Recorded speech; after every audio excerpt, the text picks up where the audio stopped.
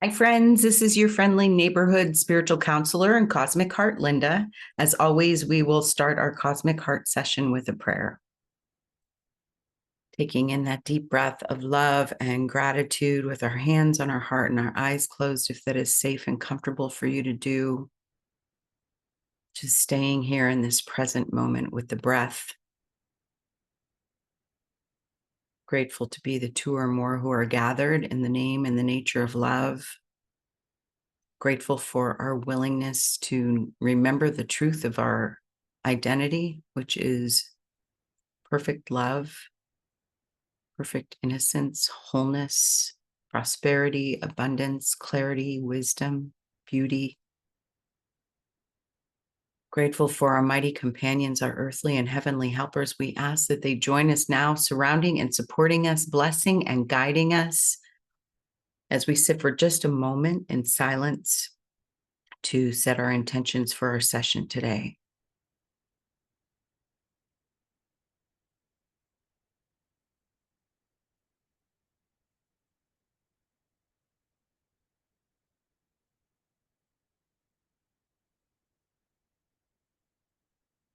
With our intentions lightly set in our open hearts and open minds, we are grateful to be wonderful receivers of the all good. We claim it now.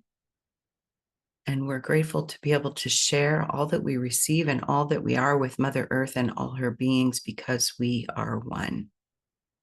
In grace and gratitude, we let it be, and so it is. Amen.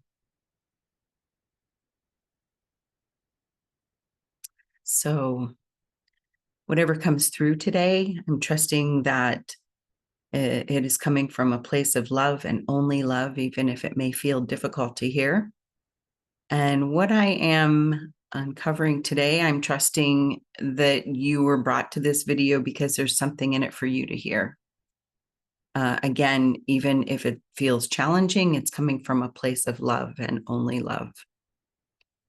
So I was inspired to talk about a little bit more about scarcity and poverty consciousness, and some other ways that can show up in our lives. For myself, it has shown up in the past as trying to do everything by myself, which inevitably is depriving ourselves even of beauty. And one of the most beautiful demonstrations that I saw of this years ago was when I was at at Jennifer Hadley's Power of Love Ministry spiritual counseling intensive in 2016. We were at the Art of Living Spiritual Center in Boone, North Carolina. So beautiful. The top of the Blue Ridge Mountains. If you ever get a chance to go for anything, I encourage you to do it. It's otherworldly and completely sacred space. But the space that we had, the dining hall and some of our classes in, had windows on three sides that overlooked the mountaintops. So stunning. And we had this incredibly delicious vegetarian food that was laid out cafeteria style for us. And so we would come in and grab ourselves a tray and a plate and silverware and napkins and put all that we would like to eat on our plate and walk over to our table and choose a table, sit down with friends or, people that we would like to get to know.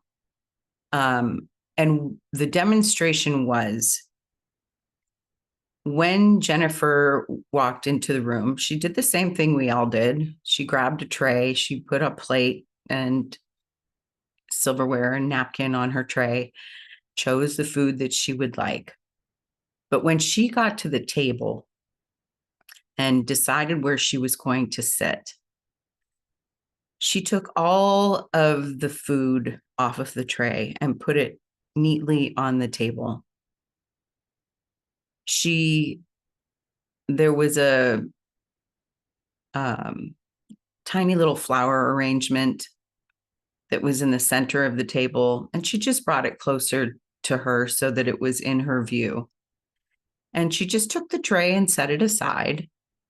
And it was such a simple act of creating a beautiful space to enjoy your meal. It stuck with me. It's been nearly 10 years since that happened. And so I can remember other ways that I was defining scarcity in my life was when I would go to eat a meal. Usually it was lunchtime because I would cook a meal for myself and my family at dinner. But lunchtime, I got to decide what it was I would like to eat. And instead of following my intuition, listening to my body, asking what is it that I would really like to eat today, what would be most helpful for this body at this moment. Instead, I would open that refrigerator and go to, oh, well, if I don't eat this today, it's going to go bad and I'll end up throwing it out. And I hate wasting food, which I don't enjoy wasting food. But the way for me to demonstrate prosperity and abundance in my life is to choose what I'm being guided to eat instead of operating from that space that I'm not going to have enough. So if I end up having to throw this out, like I will never have that food again. And we have stores full of food in this day and age. So while I don't like to waste food, and I do take a lot of food after I've eaten it for a couple of days, if it's not seeming to be appealing to me, I will freeze it for a later date because then it will taste delicious and I don't have to cook anything. But I'm really coming back to a space of eating what I would like to eat. And that feels way more loving and a much better demonstration of the abundance and prosperity that is in my life and is available for all of us. Another way that it is a demonstration of our scarcity mentality is hoarding things.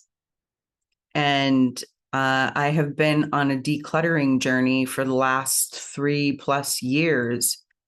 And I understand where that propensity comes from. I understand the mental and emotional space that people get into where they can't deal with the stuff that's right in front of them, or they feel like they need to protect themselves by creating some kind of a barrier with their stuff. But that stuff, that hoarding stuff, takes up mental space in my brain.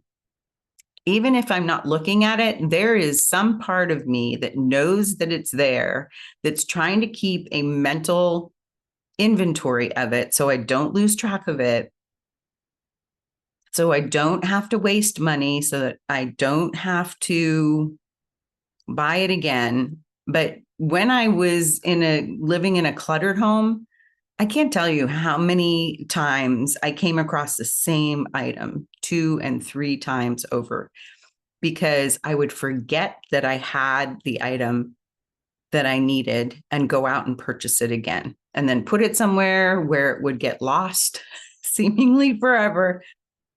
So I'm really interested in letting that go as well. And for a large part, I absolutely have. The other way that I am growing my prosperity and abundance mentality is tithing. And tithing is like giving from the overflow. So when I get paid for any of my services, I tithe 10% to humans that I feel have helped build me up, to organizations that have helped build me up, whether it's Power of Love Ministry, whether it's peony somatic dance. I